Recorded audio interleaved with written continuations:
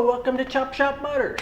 My name is Clay, and it's a gorgeous Sunday out here, a little bit before the holidays, and somehow the honeydew list isn't too long today, and so I snuck out in the shop a little bit, and I'm gonna walk through I'm gonna cross my fingers, we're gonna do a little hot rod repair. And so I put together a chopper, the 55 F100, out of a whole bunch of leftover pieces, and had a lot of fun with that truck. Got it painted so that it looked all one color. And one of the things that's kind of been reoccurring on that truck is I'll say carburetor issues. It's probably a blend of 50, 60, 70-year-old parts and modern fuel that's a little hard on some of the old types of rubbers and gaskets and stuff that those carburetors and the old cars used. Those two things kind of intersected and have created a bit of a drag on this little truck. So it uses a single barrel carburetor, and the cores these days are hard to get good cores. So I've cleaned up and freshened up and rebuilt a couple carburetors for that truck, and had varying degrees of success for a little bit of time. The problem is the area where the float bowl attaches gets warped, and it's really hard to get them to seal up, because both the float bowl warps, the ears on the float bowl warps, and the carburetor warps. So way more info than you probably care about. But anyway, it's been a little bit of a battle. Well, the second battle is I took the fuel tank to radiator shop and had them clean it all out when I put the truck together, and it's fought me a little bit getting fuel to the carburetor. So interestingly enough, O'Reilly still stocks a fuel pump for that truck, so I put a new fuel pump on it. And then after a little while, I've probably had that truck together for at least probably 2 years now. So after a year or so, the fuel pump just started weeping all over externally. So I got another one. And through that, it was having a hard time picking up fuel. So let's get to the chase. I decided I'm gonna buy an auxiliary electric 6-volt fuel pump to help the mechanical pump stay primed. Shouldn't have to do this. It shouldn't be necessary. I'm doing it. There's 2 reasons why I'm doing it. One, it is possible that there's a pinhole in the fuel system somewhere and it's pulling air. So the fuel pump will help me determine if I've got a pinhole somewhere. I've replaced some of the steel line because it had deteriorated, but I didn't replace everything. If you watch any of those early videos, you can kind of tell we replaced, other than the brake system, we replaced everything on the brake system. But the rest of the systems, if it looked like it was going to be okay, I didn't change it. But if it was bad, then we just fixed it. So the 2 sides of the coin are the fuel pump, if it works. If it works, that's always a big question, because I'm sure it's made in China. If it works, then we can get a little more information and possibly help the fuel pump, or help pull the fuel out of the tank. Wherever there's probably something that's not right, quite perfect, and it's causing this problem, but we're gonna find out. And I'm not a huge proponent of electric fuel pump on top of a mechanical pump, but I also want to be able to start the truck and move it whenever I need to, and not have to go out there and monkey with it. So let's unbox the fuel pump and see what we bought.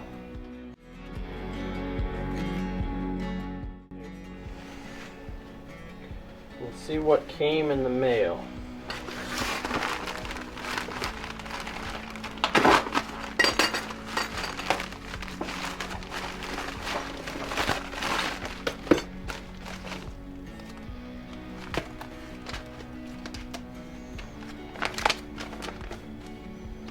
Got some fuel pump instructions.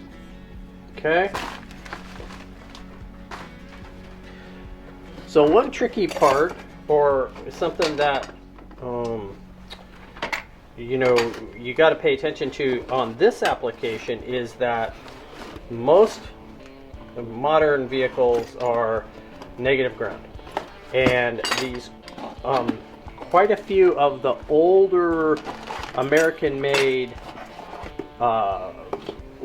vehicles of the probably late 40s, well, for sure 40s and probably into the 50s, were positive ground 6-volt. So what we bought here is a positive ground do not leave. Okay, I'm just reading this. This is a 6-volt pump. Okay, so we've got a little 6-volt pump. It's supposedly reversible. That was part of the selling feature. Came with a hardware kit, which is good. Let me show you the pump. This is the pump. Pretty heavy. So, you know, feels substantial. I don't know. You can tell I don't have a ton of faith, sadly. It came with a little mini inline fuel filter. Looks like about the size of a Rochester, an old Rochester quadrajet filter. Came with some fuel line. My plan is to not use that. Couple fittings. So just enough stuff to get this mounted. So what I'm going to do is I'm going to take this, I'm going to read the directions that came in with it, and then we'll take you out to the truck and we're going to cut some fuel line and do an insertion into, looks like we're going to have to use, there isn't a flare fitting, so we'll check on the fittings. I was hoping to hardline it and not have any rubber line, but we'll kind of play it by ear. So let me get you out to the truck. Well, here is the beast at hand. A 1955 Ford, now it's a F100, but it started life as a long bed F250. We shortened it, shortened the frame, converted all the suspension to F100, and put a F100 bed on it. So this is the truck that we're going to work on today, and let's get into the hood.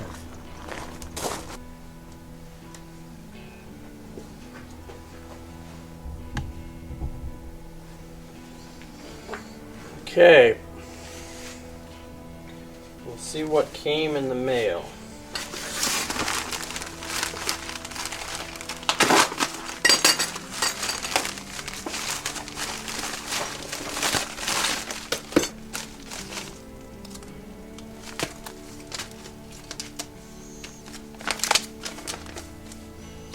Got some fuel pump instructions. Okay. So one tricky part, or something that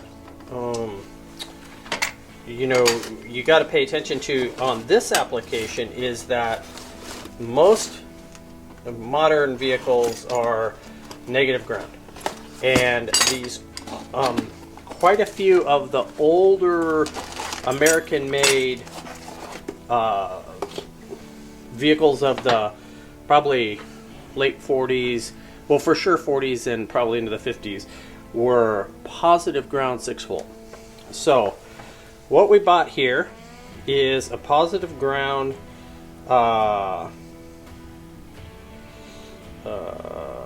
Do not leave. Okay, I'm just reading this. This is a 6-volt pump. Okay, so we've got a little 6-volt pump. It's supposedly reversible. That was part of the selling feature. Came with a hardware kit, which is good. Let me show you the pump. This is the pump. Pretty heavy, so you know, feels substantial. I don't know. You can tell I don't have a ton of faith. Sadly, it came with a little mini inline fuel filter. Looks like about the size of a Rochester, an old Rochester quadrajet filter. Came with some fuel line. My plan is to not use that. A couple fittings. So just enough stuff to get this mounted. So what I'm going to do is I'm going to take this, I'm going to read the directions that came in with it, and then we'll take you out to the truck and we're going to cut some fuel line and do an insertion into, it looks like we're going to have to use, there isn't a flare fitting, so we'll check on the fittings. I was hoping to hardline it and not have any rubber line, but we'll kind of play it by ear. So let me get you out to the truck. Well, here is the beast at hand. A 1955 Ford, now it's a F100, but it started life as a long bed F250. We shortened it, shortened the frame, converted all the suspension to F100, and put a F100 bed on it. So this is the truck that we're going to work on today, and let's get into the hood. Okay, this is the part where we make 100 trips to the shop for parts. Okay, can we see this? I think so. I'm kind of looking to see. Looks like, okay. Alright, so I'm going to mount this. It probably isn't the optimum space, but on this truck it's probably going to be the one we use because it's easy to get to. So I'm going to mark where the bracket goes to.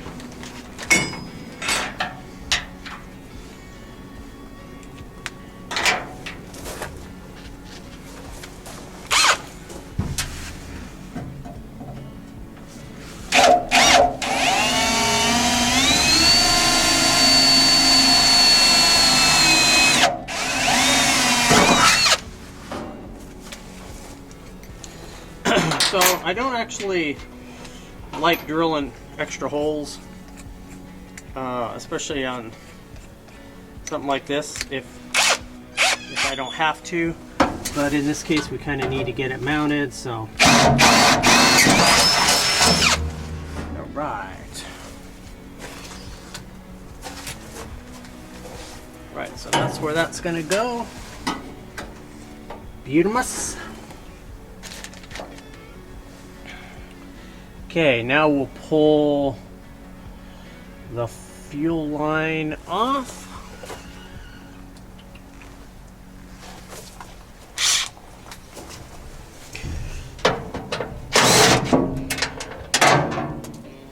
Down onto the ground the bolt went, as usual. Typically it falls right under the oil pan, about at the transmission, and is a nightmare to get to because that's just the way it works, but this time it didn't. Okay, so fuel line is loose from the bracket on the frame. It has a splice in it.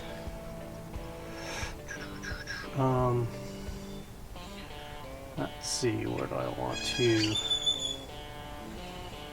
I'm gonna pull that loose at the splice.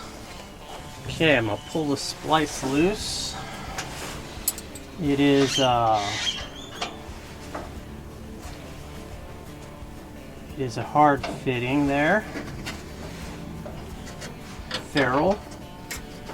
And so we'll pull that loose. And I can take this line into the shop and put a little bit of flare where I splice it, so that rubber hose has something to keep it locked in there. So the good thing, this fitting's a little moist with gas. That's actually a good thing to me. Okay. Maybe this solution will work. Okay. So now what I'll do is I'm going to mount the fuel pump. So the way this works is you put this fuel filter on the inlet. It's clearly marked out on it, so that's nice. Brown is the positive, and on this application brown will go to ground. It is powered and grounded through these two wires. It's insulated from the case, so it doesn't matter if it gets a great ground when we mount it. So we will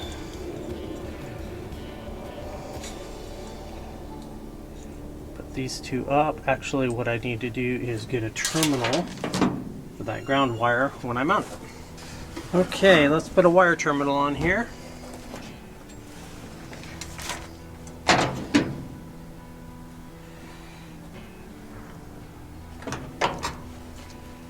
Strip some of this wire back.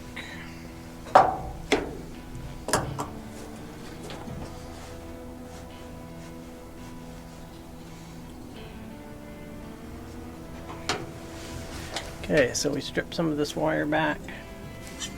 I'm going to put an insulator on here that will heat shrink down.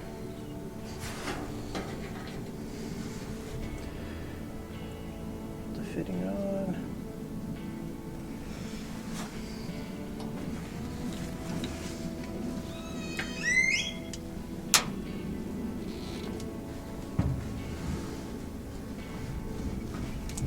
Okay, it's crimped.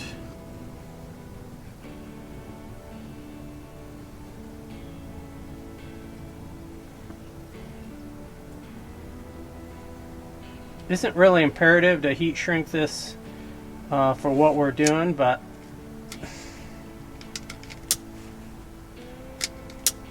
it does look a little nicer. And get my trusty Bic lighter to stay lit, and we'll be good. Okay, so we're gonna put the ground wire underneath this bolt.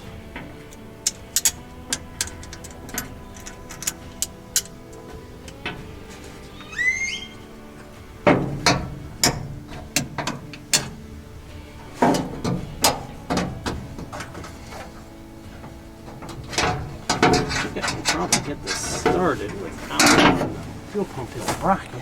I think.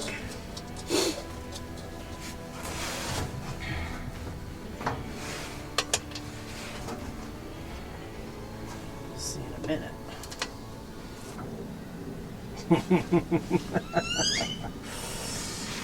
Oh boy. You guys are probably watching to see what's going to happen next. Okay, I'm going under. Okay, I moved you around a little bit because I'm not sure that we were getting much of what we need to get. So, I moved you around a little bit.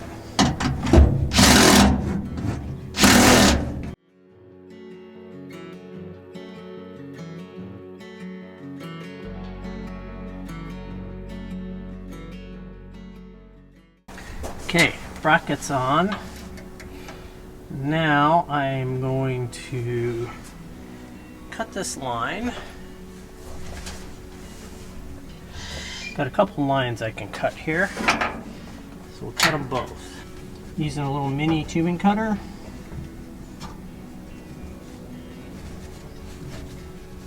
Spin it around there a couple times and tighten it up a little bit.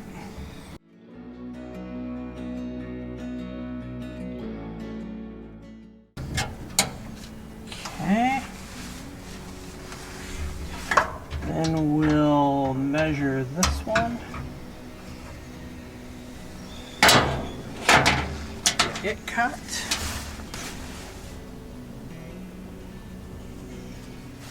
Okay. So we'll cut this line and then I'll go put a little flare on this thing. I'll be right back. Okay. So what I did here, flip this around so I can kind of see. So what I did here is cut that fuel line off, and then on the end, kind of I put a little, I swelled the end of it using a flaring tool. So I used the a double flaring tool, but instead of flaring it out first, I actually use the one that rolls the lip in, and what it does is it just puts a nice smooth bulge on the end to hold the hose on, and it doesn't have a sharp edge to cut the hose. So that's my solution on that. Been doing it like that for a number of years. Seems to work. Okay, we'll put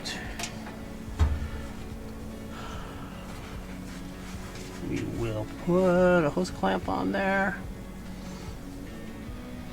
Let's make sure this is gonna fit like I want it to.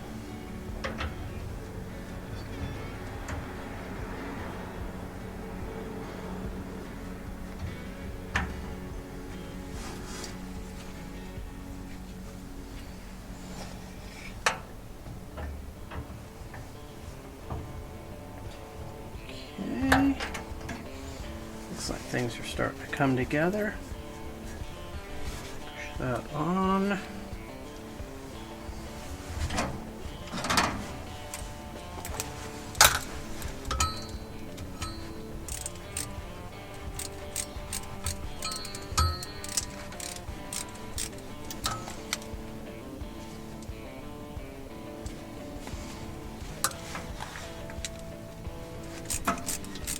Gonna hard line this. I didn't have all the fittings I needed to do it, and I didn't want to kill any more time on this Sunday jacking around looking for them. So that's the answer to that.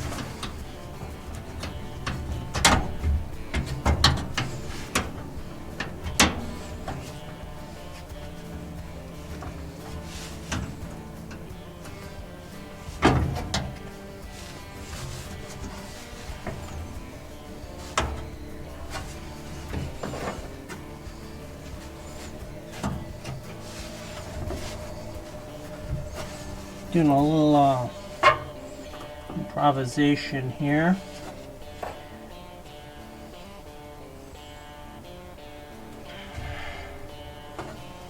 Only because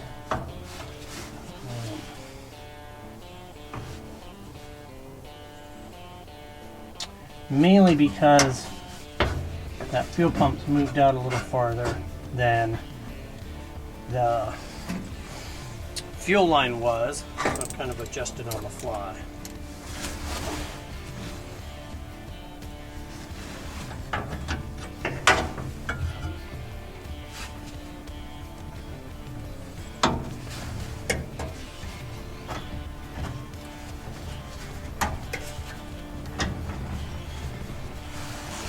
Okay.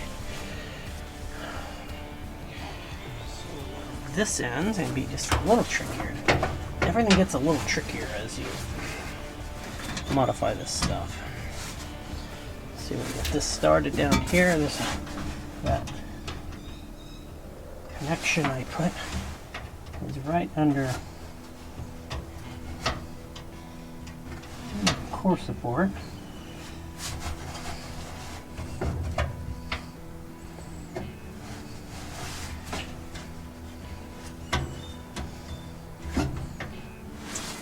So it's not super easy to get to.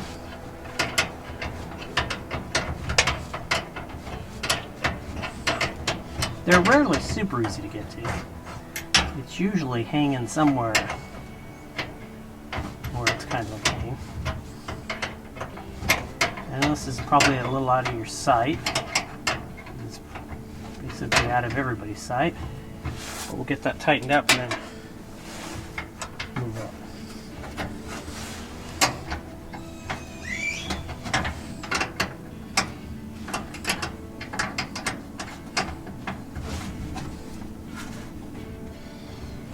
Okay.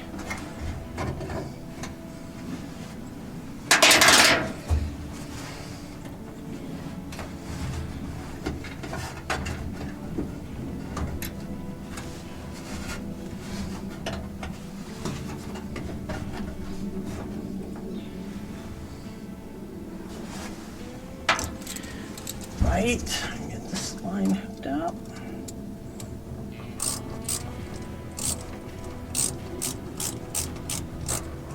Now this should be in your view.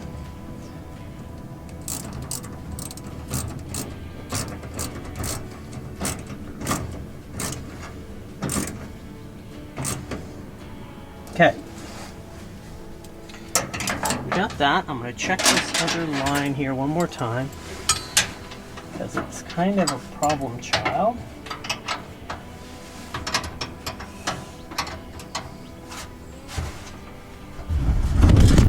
Oh. Okay, and let me get the camera set up for you.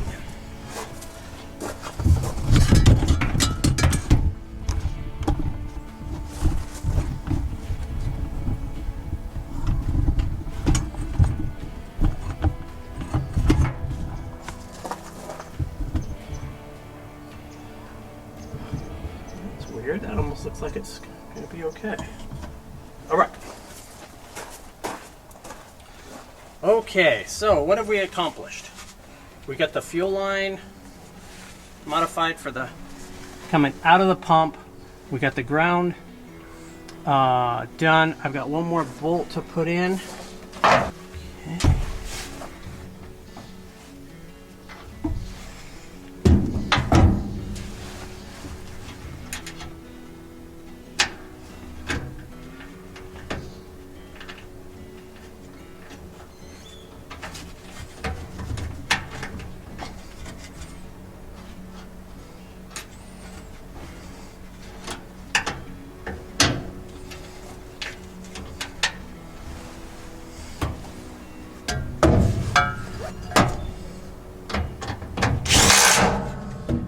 Okay. Okay. And we'll bring out another load of tools. So here's the double flaring tool. We're gonna put this on here and see if we can. It's a little trickier, I will say, to do when you don't have it in the vise. So we'll see how that goes. Okay. So we're locking it into the, I guess you would call it the tubing vise here. I usually put this piece in a bench vise to make it a little more secure.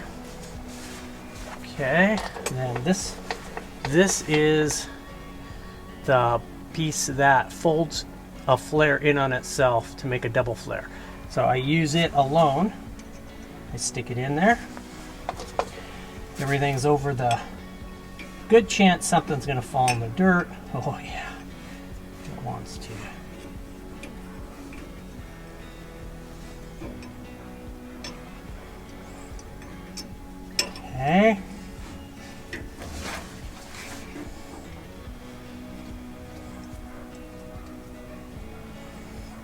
Leg it up a little bit. Okay. Put my glove back on. And see if we can get things to cooperate.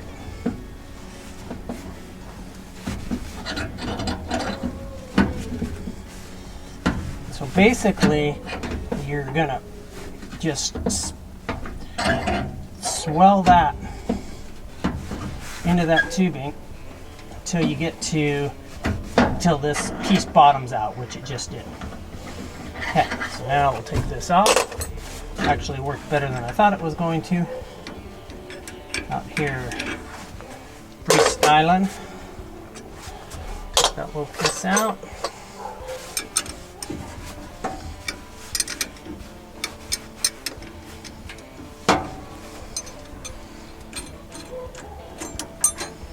Okay, nice flare on that. Yay, yay.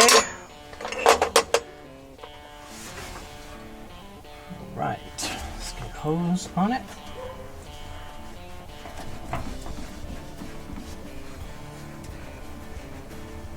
Okay.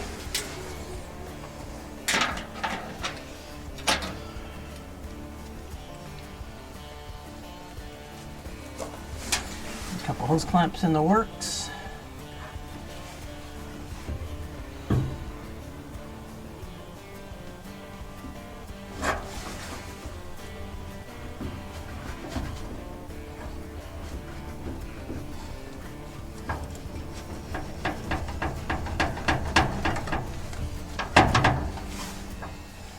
Okay.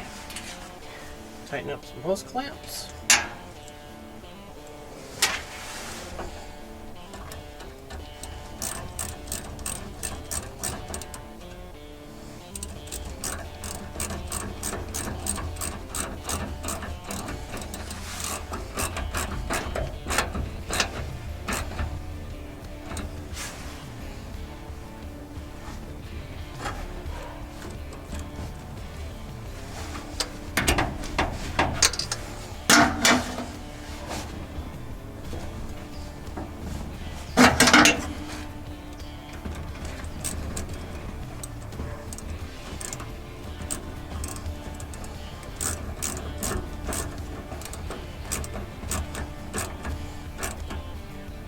All right. Yay! Yay! All right. So we have a fuel pump in line. We have it hooked to the fuel tank. We have it hooked to the line under the core support. Got a ground strap on it.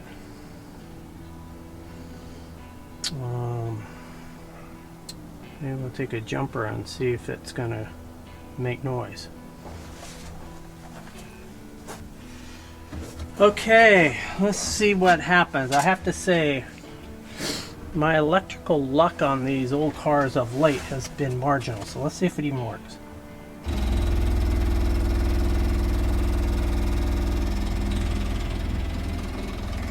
It's working. Sounds like it's pretty good. Hook it up. See if anything's leaking.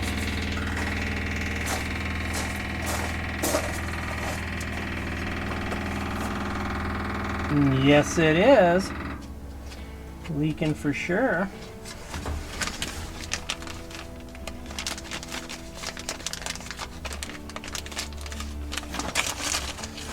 Okay, well, let's get some stuff tightened up. Not exactly. I didn't expect it to leak at the fitting the factory fitting. It looks like it's leaking pretty good there, so that's not good.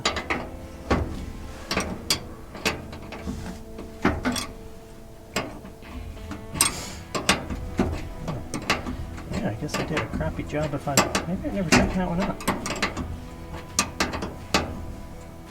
Well, obviously I never tightened it up because it's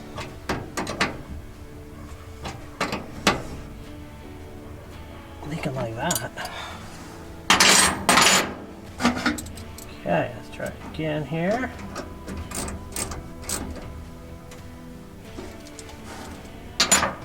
Right.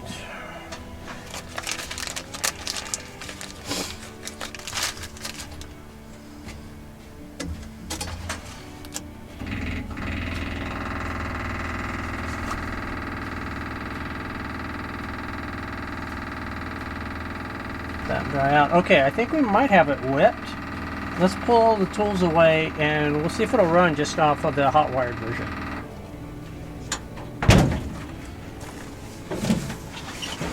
Okay, could this be an epic fail? Sure.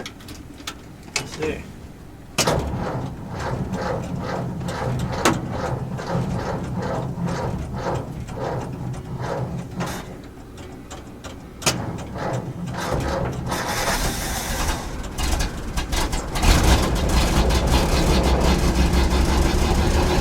Well, the battery barely had enough gas.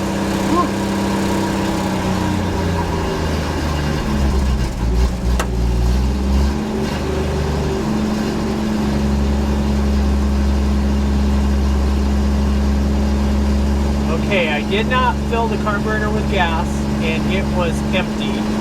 The carburetor was empty, float bowl, from the last time I started it a few weeks ago. So the carburetor filled up from the pump, from the electric pump. Still has a mechanical pump on it, so we're doing double duty on the pumpage. It's running. Pretty cool.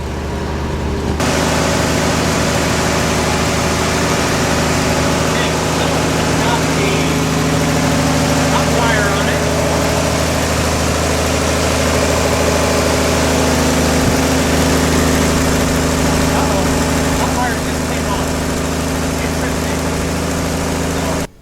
Alright, so here's the wiring harness, such as it is. We've got a toggle switch out of the switch drawer. We wired it. We're going to run this end over to the hot on the ignition switch. And then this piece will run up through the firewall and down into the engine compartment. So let me get this mounted. Okay. Well, let's see if this solution for this old heap actually works. This could be the first, well, I don't know about the first. This could be a fail on YouTube, but I'm going to post it either way. Okay, so got a toggle switch here. Power's working. It's on. Battery's on.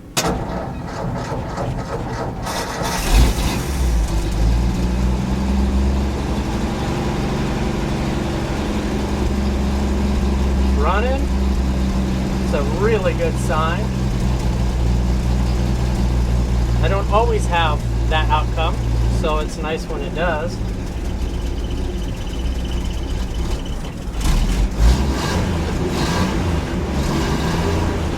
So this carburetor is one I acquired that was in pretty good shape physically, and I rebuilt it, and it seems to be working.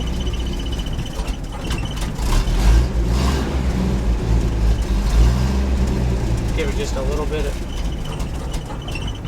Oh, what did I do? I touched it.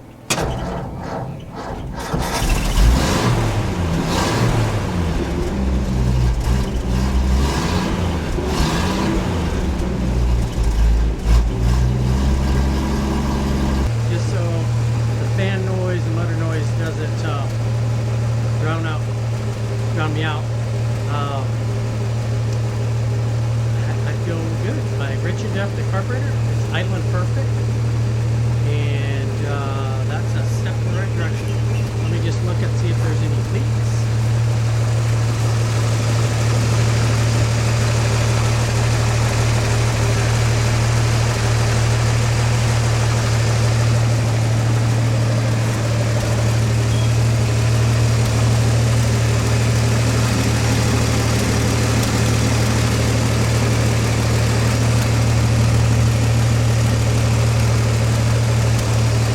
All right, thanks for joining along as we put a booster pump on a 55 F100.